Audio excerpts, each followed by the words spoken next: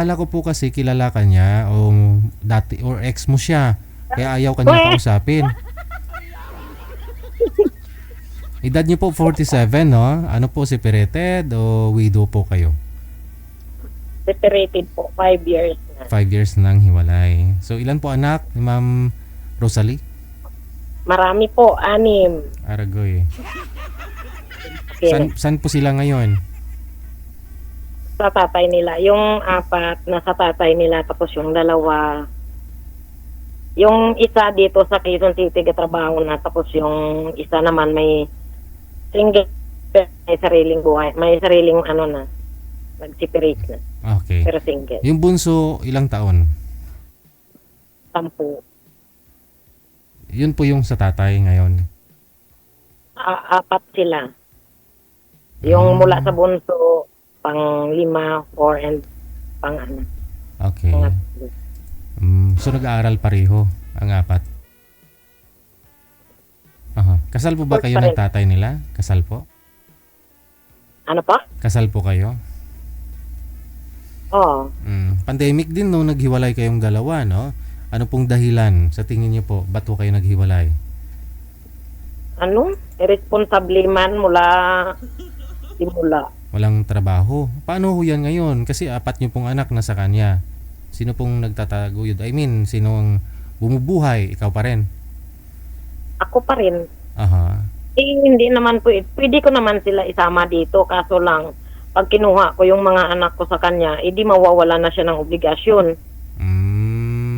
Pero sa ngayon, hindi naman pinapabayaan ng tatay. Kumbaga, responsable naman pagdating sa guidance, no? Sa financial lang kulang. Kapos. Aha. Naalagaan naman kung may mga sakit po yung mga bata. Hindi naman alagain na kasi malalaki na. I mean, siyempre, di maiwasan nagkakasakit yung mga bata eh.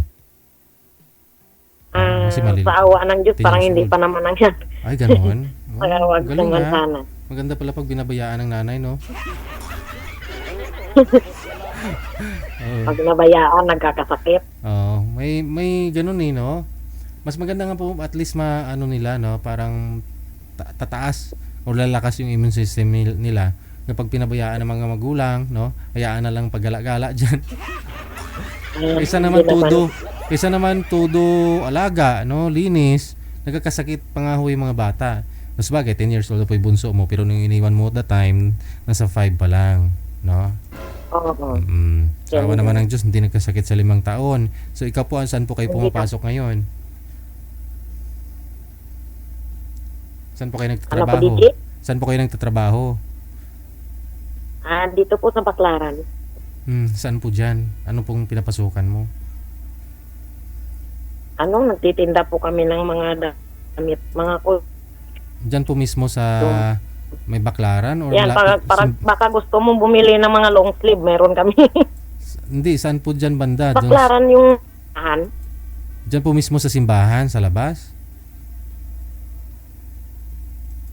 Opo. Yung gilid ng simbahan, di ba, mayroong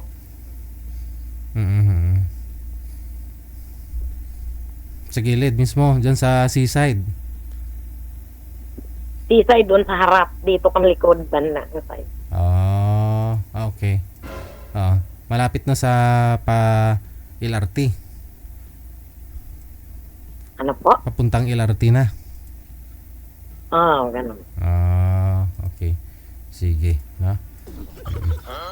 Ngayon, ano man pong gusto mo, no? Pinapangarap mo sa isang lalaki.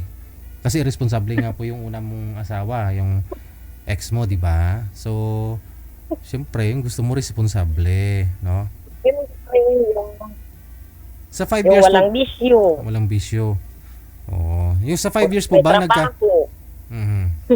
Sa 5 years po ba nahiwalay, may naging boyfriend ka naman? Oo, meron naman, pero ayoko din kasi yung panay ang parinig ng ganito, wala ganito. Ayoko ng ganun. Pera. Ako magbibigay sa kanila. Ay naku, wag na lang. Aktinahan ko na lang. Hirap naman nun, no? Lalaking tao, tapos sa girlfriend nagpaparinig, no? Kulang na lang sabihin, bigyan mo kong pera. Paano pa kaya kung kayo na talaga? Parang ganun.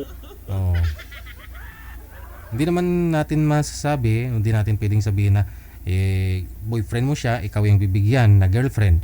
Pero hindi pa naman ho kasi kayo mag-asawa eh. Pero siguro give and take, or yun bang problema mo, matutulungan ka niya, pero paghiram-hiram, bigay-bigay, di ba? Pero pag umaasa lang ho siya sa'yo, tapos wala naman siyang trabaho, parang ganun na rin sa asawa mo. No? Give up mo nga yung asawa mo. Give up mo nga. Iniwan mo yung asawa mo dahil irresponsable, kahit natatay po siya ng mga anak ninyo, no? Tapos boyfriend ka na naman ng ganun. Yun na lang ako kung yun na lang maipalit ko sa kanya. Oo, mahirap kayo makipag I love you. Mahirap magbitaw ng I love you tapos sumasama ang loob mo kasi may utang siya sa'yo, no? Anyway, manager, mayroon na po bang makasama? Babalikan na lang po kita, ma'am, ha? Ano po? Babalikan po kita, may kasama na pa akong lalaki. Maghanap pa po ako ng lalaki. Sige, standby. Nga sir, baka gusto po ninyo 46. Tama po ba? Nakalimutan ko na tuloy. 46 years old mula sa may Baklaran. Si Ma'am Rosalie.